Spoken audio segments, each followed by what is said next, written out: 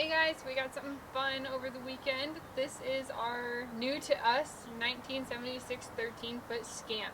As you can tell, he needs a little bit of love on the inside and the out, but that's what we're going to do, and we're going to take you guys along with us. So this Scamp is the hand-me-down Scamp. It's been through at least 3 different people that I work with, plus a lot of other owners in between, and has been doing a lot of sitting in the last few years. The last time it was registered was 2014, so it was 6 years ago. So it's been doing a lot of sitting and a little bit weather beaten, so we're going to revamp it, make some modifications, make it more functional, and hopefully you guys enjoy the ride. We're going to show you every step along the way. Alright, so first things we kind of noticed when we bought the Scamp was we're going to have to learn how to do some fiberglass repairs. This is an aluminum panel, it's not fiberglass. We're going to have to take that off and figure out how extensive the damage is under there, and Doug's going to get to fix it. And we're also going to have to do some repairs on the door. We're also going to end up painting it too. If you guys have any ideas of a cool color scheme that maybe you've seen on a Scamp or you think would look good, drop them in the comments. We're open to ideas and suggestions because we've never had to paint a camper before, so we welcome your suggestions, and then we'll take a look at the inside and see what all we've got to do in there.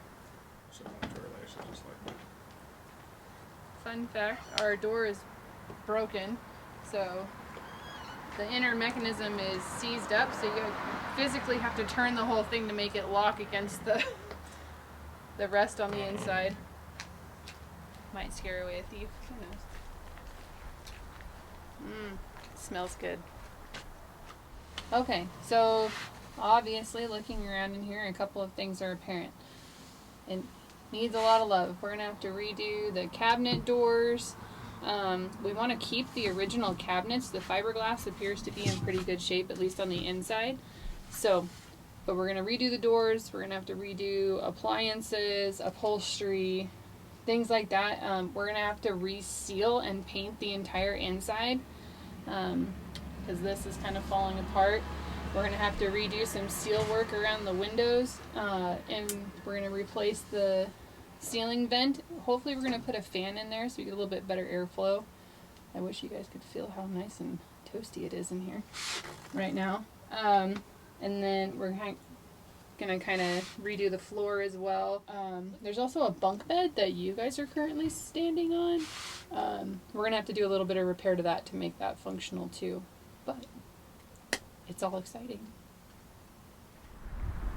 Alright, so this is the other side of the Scamp. You can see that there's some more fiberglass repairs down here that are going to have to be done. This little outlet's going to need to be redone.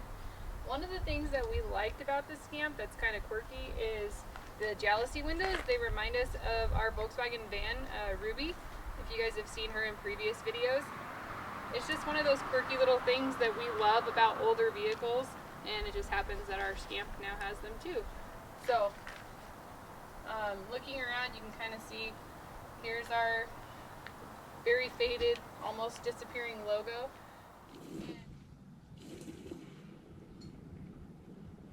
Alright, so the goal of this video is to show you guys how the Scamp sits when we bought it. We wanted you to see it in all of its like nitty-gritty, broken down, disrepair glory, so that as we go through and we work on improving the Scamp, you guys can see the transformation along with us. The first thing that's going to have to happen is everything that's in the Scamp has to come out so that we can inspect the interior structure of it and make sure the water tanks are fine, make sure there's nothing wrong with the floors and the joisting, that type of stuff. Because obviously if it's not structurally sound, no matter what we do to the inside, it's just going to be a pretty hot mess. So that's going to be step 1. I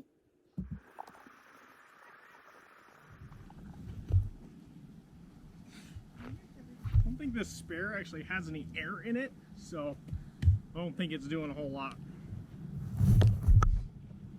So hopefully you can see the quick bath we gave it earlier really helped a lot. We were able to get a lot of the algae that was growing from it sitting outside off of these seam areas, and you can actually see through the windows now. So it's looking a lot better just with a little bit of care. So we're really excited about doing this project, and it's very important to us as we do this project to not just make it cute, but to also make it safe and functional. So we're going to be doing some of the more boring things like repacking the wheel bearings, probably getting some new tires, getting a spare that maybe has some air in it, some things like that to make it functional and roadworthy, and hopefully doing some upgrades. If you're an owner or you have some ideas for things that we should add or do as we do this, we'd love to hear them, because we're just starting out, so we're going to be doing a lot of research before we do these. So if you have ideas, we'd love to hear them in the comments.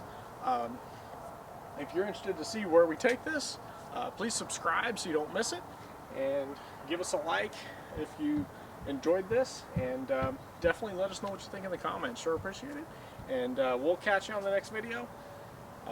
Thanks for watching.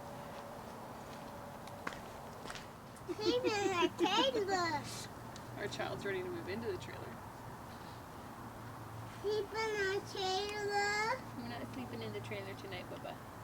Not tonight.